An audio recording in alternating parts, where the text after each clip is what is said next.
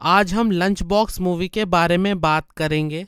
Lunch box बड़े शहरों में, जहाँ पर भीड़ से डबाडब शहर भरे पड़े हुए हैं, जहाँ पर इतनी भीड़ है कि ट्रेनों में, सड़कों पे और बसों में बैठने की जगह भी नहीं है, उन्हीं बड़े शहरों में, उन्हीं भीड़ से भरे शहरों में जब किसी को अकेलापन महसूस होता है, उसी अकेलेपन के बारे में लंच बॉक्स हमसे बात करती है। लंच बॉक्स मूवी हमसे ये बात करना चाहती है, इतनी भीड़ होने पर भी और इस भीड़ में हर किसी के पास कई कहानियां होने पर भी हर कोई अपनी इन कहानियों को धीरे धीरे समय के साथ भूलता जा रहा है, क्योंकि किसी के पास भी अपने अलावा ऐसा कोई भी नहीं है जो उसकी इन कहानियों को सुन सके। I think we forget things if we have no one to tell them to. Sir, आपने कुछ कहा? और उसके पास ऐसा भी कोई नहीं है जो उसके जीवन के दर्शन को समझ सके, जो उसने अपने जीवन के कई रास्तों पर जाकर इकट्ठा किया है। ईला भी इस अकेलेपन के जो तालाब है उसमें डूबती जा रही है, और पहले तो वो राजीव का हाथ पकड़कर इस दलदल से निकलने की कोशिश करती है, लेकिन तभी उसे पता चलता है कि उसकी इस कोशिशों का कोई फायदा नहीं है और कोई नहीं है जो उसकी इस घुटन को समझना चाहता हो और उसके हाल को पूछना चाहता हो। और कहीं ना कहीं वो इस जो अकेलेपन की बंदिश है, इसका जो बोझ है, वो अब इससे आजाद होना चाहती है। कितनी मुश्किल से छत तक चल के गई होगी वो। ऊंची बिल्डिंगों से कूदने को भी तो हिम्मत चाहिए ना।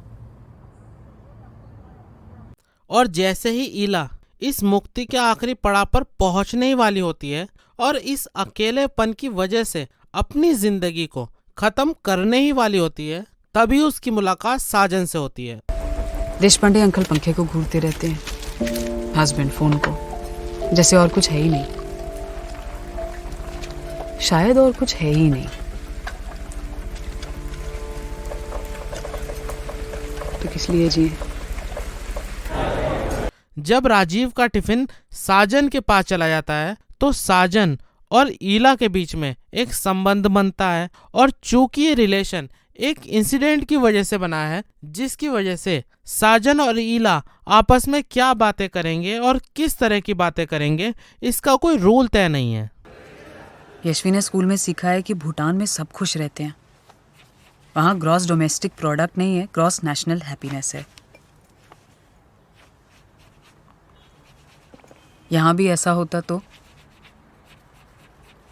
जिसकी वजह से आपने देखा होगा कि आम जीवन की जो मंडेन बातें भी होती हैं, उसको भी साजन और ईला बहुत ही इंटरेस्ट के साथ करते हैं, क्योंकि लंच बॉक्स के राइटर ने इन दोनों के ही रिलेशनशिप को किसी भी एक फॉर्मेट में नहीं डाला है। पर सुना है कि हमारा 1 रुपया भूटान में 5 के बराबर है। कुछ टाइम तक शायद चल जाएगा, और उसके बाद देख लेंगे। साजन के साथ असलम भी काम करता है, और साजन के साथ असलम की दोस्ती इसलिए भी खास है क्योंकि शायद जिंदगी में पहली बार असलम किसी के सामने ये कहने की हिम्मत जुटा पाता है कि वो कितना अकेला है। और ये भी हमें तभी पता चलता है जब असलम साजन से डर डर के अपनी शादी में आने के लिए कहता है, और साजन भी उसकी टीस को, उसके उस अकेलेपन को समझ जाता है, क्योंकि वो भी रोजाना अपनी खिड़की से एक रिश्ता बनाने की कोशिश करता है, लेकिन रोजाना ही वो उसमें नाकामयाब हो जाता है। जब लंच बॉक्स अपने आखिरी हिस्से में पहुंचती है तो ये फैसला होता है कि ईला और साजन के रिश्ते का क्या होगा। साजन ईला से अपने साथ चलने के लिए कहता है, और ईला भी उसकी इस बात को मंजूरी देती है। ऐसे चिट्ठियों में लिखते रहना अजीब नहीं लगता? चिट्ठियों में तो हम कुछ भी लिख सकते हैं, बहुत आसान है। मगर मैंने जो लिखा है मैं आपको मिलकर बताना चाहती हूँ।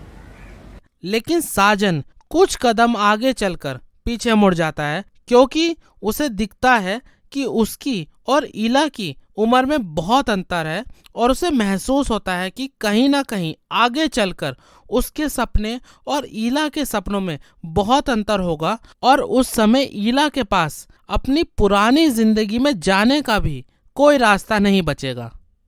तो यही सोचकर वो ईला को छोड़कर नासिक जाने का फैसला करता है, लेकिन नासिक जाने के रास्ते में उसकी एक मुलाकात होती है और इस मुलाकात से उसे पता चलता है कि वो क्या छोड़कर जा रहा है। इस मुलाकात से उसे ये भी महसूस होता है कि अगर आज वो ईला के साथ नहीं गया तो आज से कई साल बाद उसे अपनी इस गलती पर अफसोस होगा और आज से कई साल बाद जब वो आज की ही तरह बिल्कुल अकेला होगा उस समय उसे अजनबियों से बात करने की कोशिश करनी होगी जो उससे बात करना पसंद नहीं करते होंगे। और वो यही सोचकर कल मेरे और ईला के साथ क्या होगा, हमारे सपनों का क्या होगा, इन बातों को भुलाकर दोबारा से ईला के पास लौट जाता है। मैंने कहीं पढ़ा था, कभी कभी गलत ट्रेन भी सही जगह पहुंचा देती है। देखते हैं। लंच बॉक्स एक यूनिक मूवी इसलिए भी है क्योंकि लंच बॉक्स लव स्टोरी को दिखाने के लिए एक बहुत ही यूनिक सेटअप यूज करती है जो शायद आज तक बॉलीवुड की किसी भी मूवी ने नहीं किया है। अगर आपको मेरा ये वीडियो पसंद आया हो तो प्लीज़ मेरे वीडियो को लाइक कीजिए और मेरे चैनल को सब्सक्राइब कीजिए। Thank you very much.